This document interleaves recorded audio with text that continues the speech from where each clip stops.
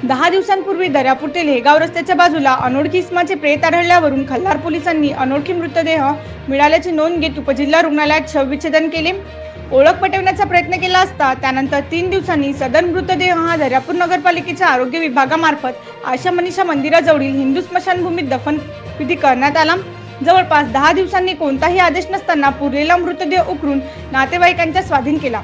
आशा मनीषा मंदिराजवळील हिंदू स्मशानभूमी येथे 10 दिवसांपूर्वी पुरलेला मृतदेह अचानक खोदून वर काढण्यात आला व परस्पर दुसऱ्या कब्रस्तानात नेण्यात आला। या प्रकाराने दर्यापुरात चर्चेला ऊत आला आहे। सदर प्रेत कशासाठी उखरण्यात आले व दुसऱ्या कब्रस्तानात का नेण्यात आले, कुणी दिली त्यांना परवानगी, या प्रश्नाची उत्तरे कोणत्याही अधिकाऱ्याजवळ नसल्याने घडलेला प्रकार संशयास्पद असल्याची चर्चा दर्यापूर शहरात चांगली आहे। या प्रकरणात उपविभागीय अधिकारी एसडीएम किंवा न्यायालयाची कोणतीही परवानगी घेण्यात आलेली नसल्याचे आढळून आलेले आहे।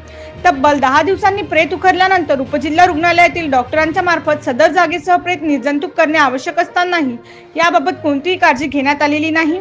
यामुळे एकच खळबळ उडाली आहे।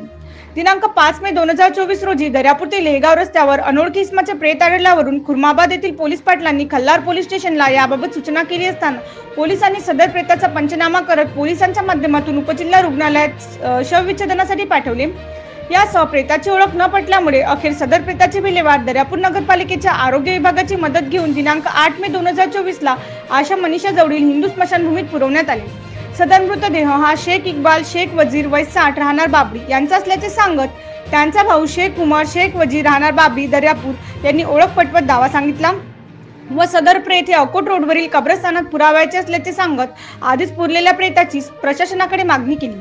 खल्लार पोलिसांनी उपविभागीय अधिकारी यांच्याकडे या संबंधात परवानगी मागितली, मात्र उपविभागीय अधिकारी यांनी अशी कोणतीही परवानगी देण्यात येऊ शकत नाही असे पत्र त्यांना दिले।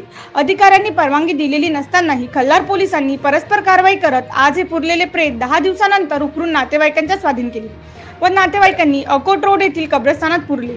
हे कशासाठी केले याचे उत्तर कोणीच दिले नाही। सदर कारवाई खल्लार पोलीस स्टेशनच्या अखत्यारीत करण्यात आल्याचे सांगण्यात येत असून यासंबंधी कोणत्याही वरिष्ठ अधिकाऱ्याची किंवा न्यायालयाची कुठलीही परवानगी नसतानाही खल्लार पोलिसांनी ही कारवाई कशासाठी व का केली याबाबत मोठे प्रश्नचिन्ह निर्माण झाले आहे। या गंभीर प्रकरणासंदर्भात आता खल्लार पोलीस आपली भूमिका स्पष्ट करणार का हे सुद्धा पाहणे योग्य ठरणार आहे। याबाबत आमच्याशी काही पत्रव्यवहार वगैरे करण्यात आलेला नाही।